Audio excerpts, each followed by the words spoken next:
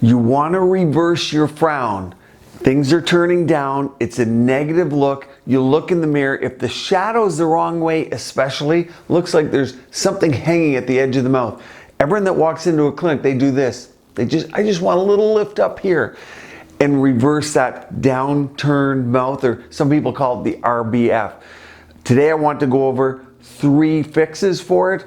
Very simple, a little more involved, and the third one's for those with a deep or larger frown, but it's a very common problem. It's not just you. My goal is to help educate you so you know what treatments are best value for you and give you some great questions to ask before you choose one treatment versus another. Don't forget to click the like button. It helps our algorithm. It's very easy for you to do, and if you do it, it helps me bring more value and content to you over time.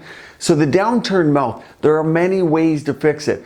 The most common theme is that it's more complex than you think. So understand that when your practitioner looks at you and they're thinking, what's the best treatment?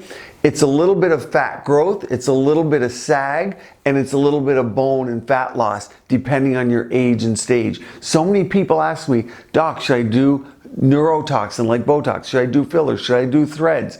Without knowing what the face looks like, I'm guessing. And for a lot of people, it's all of it. Let's go with my number 3 solution. That is filler. Now, I did a video on filler migration, and this is one of those areas that if you fill with the wrong filler that's not cohesive, that doesn't integrate, that doesn't allow you to express, it can move to exactly where you don't want it. So you have to be careful. But I pick it as number 3 because it's fairly quick, fairly easy to do. I mean, there is some anatomy and vasculature that needs to be addressed and thought about before filling, but most people have access to it. The key is do not do too much because it widens the lower face, which is okay for a male, but a female wants that triangular look. So dermal filler, the correct one, done correctly and not overdone, is a very good quick fix. Has to be G prime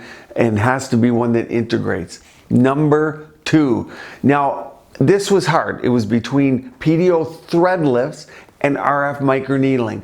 I believe still, especially in the United States and Canada, most people have access to RF microneedling.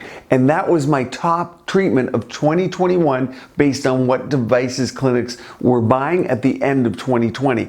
The reason I chose it is because it addresses the whole face, it helps with sag, and I wanted to clear up one thing that I discussed, which was fat loss. People ask about it with Ulthera, high frequency ultrasound, radio frequency, but also RF, which is radio frequency microneedling. And the key is the person providing the procedure. You can target fat or skin depending on the settings, the amount of temperature you choose, and the duration and depth of that temperature in a fat area. So it doesn't mean you have to lose fat, but for instance, you can tighten the skin where we want it tightened, and you can help remove fat where we want the fat gone. So it's very versatile, and I think more people have access to it. That's number 2.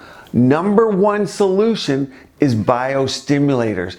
A lot of people, as long as there's not a full fat face, so a lot of volume in the face, have areas to gain, to add biostimulators, to tighten the skin, but also you can feather it along the lower face.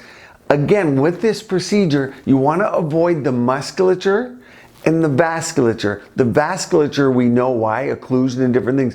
The musculature, that's a new one to us here, but if you're using biostimulators, which would be like Sculptor, watch my Sculptor video, Plasma Sculpt, and I have a video on liquid PDO, so it's PDO threads in liquid form. Those are all good biostimulators. Hyperdilute radius would also be in there.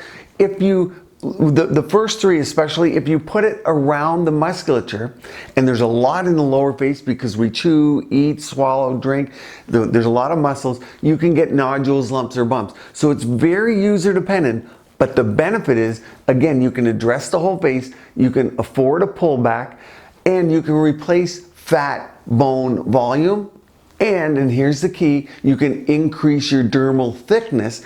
A lot of females, estrogen depleted, loose skin, skin type 1 to 3 will have a thinner dermis. So it addresses so many things. It's less accessible, I think, to a lot of people, but it's an amazing treatment for the RBF or the downturned mouth. If you want to try something very minimal, you could try neuromodulator or Botox at the edge of the mouth. That helps prevent the muscle from pulling down. But most people that see a significant downturn, they need that in conjunction with number 1, 2, and 3 that I mentioned. So it would be an ancillary treatment that's sort of a given if someone's having a downturned mouth. Have you had it? Have you had different treatments? Which was your favorite? Stay tuned here. Keep your skin and body beautiful, healthy, and vibrant.